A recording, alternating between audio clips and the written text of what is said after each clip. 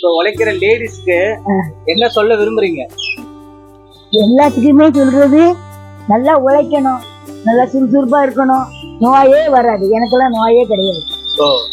வயசுல எந்த இதுவும் கிடையாது. சுகரு அது இதுன்னு சொல்றாவ, எனக்கு எதுவுமே இல்லை.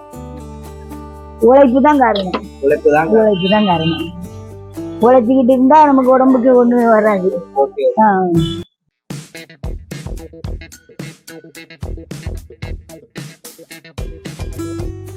மூணு ஐகான் நேயர்களுக்கு வணக்கம். தொடர்ந்து நம்ம நிகழ்ச்சிக்கு பல ஆதரவு கொடுத்துட்டு இருக்கீங்க. இன்னைக்கு நம்ம எங்க வந்திருக்கோம் பாத்தீங்கன்னா, சென்னை வடபழனியில் உள்ள 84 வயசு செல்வக்கனி ஆட்சி. அவங்க 84 வயசுல ஒரு மிகப்பெரிய ஒரு டிஃபன் கடை 24 வருஷமா வச்சுட்டு இருக்காங்க. அடுத்த வருஷம் பாத்தீங்கன்னா 25வது சில்வர் ஜூப்ளி கொண்டாட போறாங்க. இந்த பாட்டியோட வீடியோ நீங்க நிறைய பார்த்திருப்பீங்க. ஆனா எப்ப பார்த்தாலும் சலிக்காத ஒரு விஷயம் என்னன்னா, பாட்டியோட வேகமும் அவங்க கொடுக்குற அந்த ஹோம்லி ஃபுட்டான இட்லி சாம்பார், அது இல்லாம அவங்க அவங்களோட வேகம், அப்புறம் அவங்களோட துணிச்சல், 24 வருஷமா தொடர்ந்து காலையில இருந்து நைட் வரை வேலை செஞ்சுட்டே இருப்பாங்க. அவங்கள பத்தி தான் இப்ப நம்ம கேட்டு தெரிஞ்சுக்க போறோம். வாங்க நிகழ்ச்சிக்கு போறோம். பாட்டியோட கடை எனக்கு ஒரு 15 வருஷமா தெரியும். இப்போ வடபழனி வரும்போது பாட்டி கடை கம்பல்சரி சாப்பிட்டு தான் போவோம். டேஸ்ட் நல்லா இருக்கும், ரேட்டு கம்மி, ரேட்டு ரொம்ப கம்மி. இல்லாத படமும் சகல போகணும், இது அழியார ஆழ்ந்த போகணும், எல்லாமே இதுதான். அதனால டேஸ்ட் நல்லா இருக்கும், ரேட்டும் கம்மியா இருக்கும். இந்த மாதிரி ஆட்டோ டிரைவரு நிறைய பேர் சாப்பிட்றாங்க. அதனால ஆவடியிலேருந்து வரேன். நான் எப்போ இந்த சவாரி வந்தாலும் 20 ரூபா இருந்தால் போதும், என் வயிறு திருப்தி அடைஞ்சிரும். நல்ல டேஸ்ட்டு.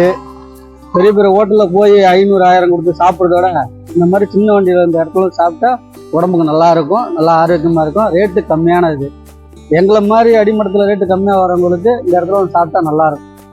பாட்டிக்கிட்ட எதுவுமே உடனே போய் கேட்க முடியல. ஏன்னா பாட்டி அவ்வளோ வேகமாக அந்த பார்சல் கட்டுறதாகட்டும், வந்தவங்களை ப்ராப்பராக ரிசீவ் பண்ணுறதுலையுமே அவங்க ரொம்ப மும்முரமாகவே இருக்கிறாங்க. எனக்கு நடுவில் அவங்கள டிஸ்டர்ப் பண்ணுறதுக்கு முடிக்கல. ஆனால் பாட்டி நீ பேசி, நான் வேலை செஞ்சுக்கிட்டே தான் பார்ப்பேன், நீ எதனாச்சும் கேளுன்றாங்க. ஆனால் என்னால் உடனே அதை கேட்கவும் முடியல. ஏன்னா எனக்கு அந்த ரெசிப்பிலேயே நான் இறங்கிட்டேன். ஏன்னா அந்த பாட்டி பார்த்திங்கன்னா யார் எவ்வளோ பார்சல் கேட்டாலும் அவங்க ஒரே ஆள் தான் அந்த பார்சல் ஆகட்டும், வரவங்களுக்கான எல்லா விஷயமும் அவங்க ஒரே ஆளே தான் பண்ணுவாங்க. அது இல்லாமல் பாட்டி எவ்வளோ கணக்கு சொன்னாலும் அதுக்கான கணக்கை கரெக்டாக ஞாபகம் வச்சுருப்பாங்க. யாரும் அந்த பாட்டிக்கிட்ட போயிட்டு எக்ஸ்ட்ராவும் சொல்ல முடியாது, கம்மியாகவும் சொல்ல முடியாது. அது இல்லாமல் அவங்க கிடைக்கிற 2 சின்ன 3 செகண்டு கூட பார்த்திங்கன்னா அவங்களால சும்மா இருக்கவே முடியாது. ஒன்று போயிட்டு இலையை சுத்தம் பண்ணி வைப்பாங்க, தட்டை க்ளீன் பண்ணி வைப்பாங்க. இது மாதிரி ஏதாவது ஒரு விஷயம் அவங்க தொடர்ந்து அவங்க பண்ணிக்கிட்டு தான் இருக்கிறாங்க. அது இல்லாமல் பார்த்திங்கன்னா இங்கே உள்ளவங்க எல்லாருமே பார்த்திங்கன்னா ரொம்ப தூரத்துலேருந்து வரவங்களாம் கிடையாது. மெயினாக பார்த்திங்கன்னா பக்கத்தில் இருக்கிறவங்க தான் நிறைய பேர். மெயினாக ஸ்கூல் பேரண்ட்ஸ் வருவாங்க, காலையில் அந்த ஆட்டோ டிரைவர்ஸ் ஆகட்டும், காலையில் வேகமாக ஆஃபீஸ் போகிறவங்க, இவங்க தான் மெயினாக வருவாங்க. அதனால் காலையில் பார்த்திங்கன்னா அவங்க 7 மணிக்கு அவங்க பிஸ்னஸை ஸ்டார்ட் பண்ணுறாங்க. எல்லாமே ப்ரிப்பேர்டாக இருக்கும். அவங்க டீமாகவே, அவங்க ஃபேமிலியோட டீமாகவே தான் இது பண்ணிகிட்டு இருக்கிறாங்க. இந்த கேப்பில் எனக்கு ஏதாவது ஒரு டைம் கிடைக்குமா அப்படின்னு கேள்வி கேட்கலான்னு பார்த்தா அங்கே வாடிக்கையாளர்களே என்னப்பா இந்த டைமில் போய்ட்டு பாட்டி டிஸ்டர்ப் பண்ணுறேன் அப்படின்ட்டாங்க. பட் நான் முன்கூட்டியே பாட்டிக்கிட்ட பர்மிஷன் வாங்கி வச்சுட்டேன், பாட்டிக்கு எந்த டைம் வந்தால் கரெக்டாக இருக்குன்ட்டு. ஆனால் அந்த டைமுக்கு வந்துட்டேன். ஆனால் எனக்கு இங்கே இருக்கிற ஒரு ஆச்சரியம் ஒருத்தவங்க இவ்வளோ சுறுசுறுப்பாக இருக்கிறவங்கள போயிட்டு நமக்கு ஒரு யூடியூப்காக ஒரு வீடியோ எடுக்கிறோன்னு நம்ம நினச்சி டிஸ்டர்ப் பண்ண நினச்சேன். ஆனால் இதில் இன்னொரு விஷயம் என்னென்னு பார்த்தீங்கன்னா, இது ஒரு டிஸ்டர்பன்ஸ் வீடியோவே கிடையாது. இந்த பாட்டி கூட இருந்த 5 நிமிஷம் நான் உணர்ந்த விஷயம் என்னென்னா, நம்ம தொடர்ச்சியாக வேலை செஞ்சுக்கிட்டே இருந்தால் நம்மளும் நல்லா இருப்போம், மற்றவங்களுக்காக நம்ம தொடர்ந்து நல்லது செஞ்சுட்டே இருக்க முடியும். பாட்டி இந்த மீன்மேல் ஒரு இன்டர்வியூலே இப்போ நம்ம பேசிகிட்டு இருக்கும்போது ஒரு விஷயம் சொன்னாங்க என்கிட்ட.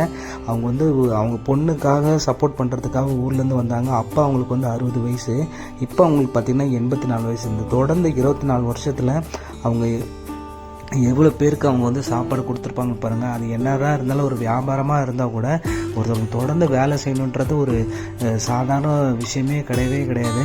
அவங்க பண்ணுற வேகமாகட்டும். இன்னொரு விஷயம் என்னென்னா, கஸ்டமர்ஸ் அவங்களே பாட்டி ஒரு வேளை பிஸியாக இருந்தால் கூட அவங்களே அந்த தட்டை எடுத்து அவங்களே சாப்பிட ஆரம்பிச்சிருவாங்க.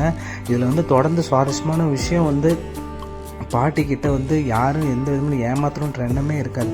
அவங்க கூட நின்று எல்லோரும் மெயினாக நிறைய லேடிஸ் வருவாங்க. அவங்களாம் பார்த்திங்கன்னா பாட்டி வேகத்தை பார்த்தா எல்லாம் வேகன்றது என்னென்னா, அவங்க எந்த ஒரு கேப்பையும் அவங்க வேஸ்ட்டாக விட மாட்டாங்க. அதில் தான் ஒரு மிகப்பெரிய ஒரு விஷயமே இருக்குது. பாட்டிக்கிட்ட ஒரு முக்கியமான விஷயம் என்னென்னா, அவங்களோட சிரிச்ச முகம் தான். அந்த சிரிச்ச முகத்தில் நிறைய தெய்வீகம் கலந்துருக்கும். அந்த தெய்வீக சிரிப்பால் பார்த்திங்கன்னா, அப்போ உனக்கு என்ன வேணும்னு தான் கேட்பாங்க. எல்லோரும் அந்த உரிமையாக பாட்டி என்ன பண்ணியிருக்கீங்க, என்ன இருக்குது, ஏது இருக்குது, இப்படி ஒரு உறவு முறையோடு தான் அவங்க சாப்பிட ஆரம்பிப்பாங்க. இப்போ நம்ம பாட்டிக்கிட்ட தொடர்ந்து நிகழ்ச்சியில் அவங்களோட அனுபவத்தை பற்றி நம்ம கேட்டு தெரிஞ்சுக்கலாம். வாங்க இப்போ நிகழ்ச்சிக்கு போகலாம்.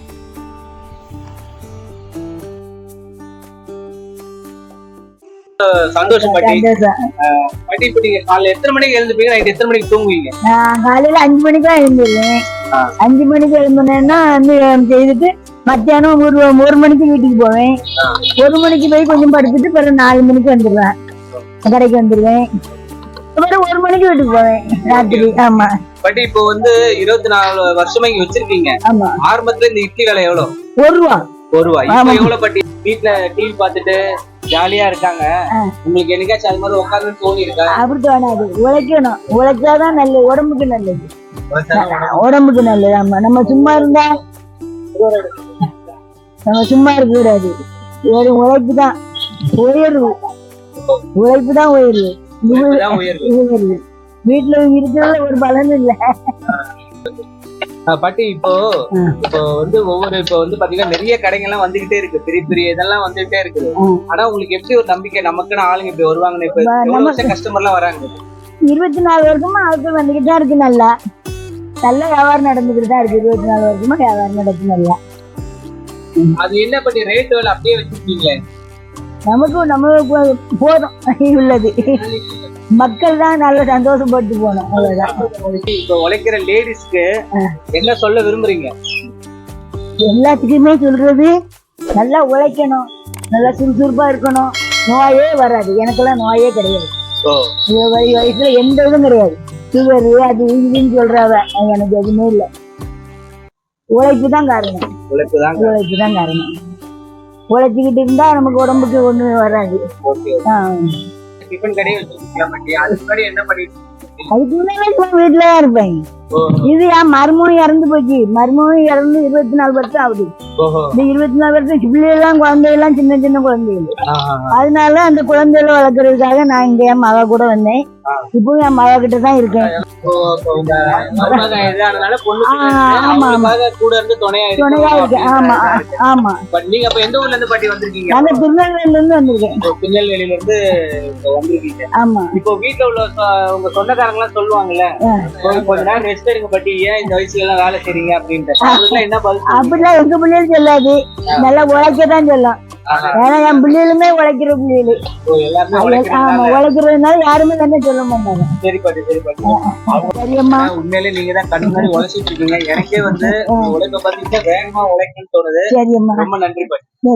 நம்ம பாக்குற வீடியோட ஸ்பீடோட அதிகமே பாத்தீங்கன்னா பாட்டி செய்யற வேலை தான். பாட்டியை பார்த்து எவ்வளவு திருஷ்டிலாம் வைக்க வேண்டிய அவசியமே இல்லை. அவங்கள பார்த்தா நமக்கு வேகம் தான் வரும். இங்க சாப்பாடு மட்டும் ருசி கிடையாது, அன்றாட வந்து பாத்தீங்கன்னா பாட்டி செய்யற வேகத்துக்குன்னு இங்க பல பேர் கஸ்டமர்ஸ் வந்துட்டு இருக்காங்க. பாட்டி சொன்ன மாதிரி வந்து பாத்தீங்கன்னா நானும் குடும்பத்துக்கு உழைக்கிறேன்னு சொல்ல முடியாது. குடும்பத்துக்காக வந்து அவங்க பொண்ணுக்காக இன்னைக்கு ஆரம்பிச்ச வேலை. அவங்க குடும்பம் மட்டும் சாப்பிடல, அவங்கள நம்பி பல கஸ்டமர்ஸ் வராங்க. அவங்களும் வந்து ருசியா வீட்டுல சாப்பிட்ற மாதிரி சாப்பிட்டு போறாங்க.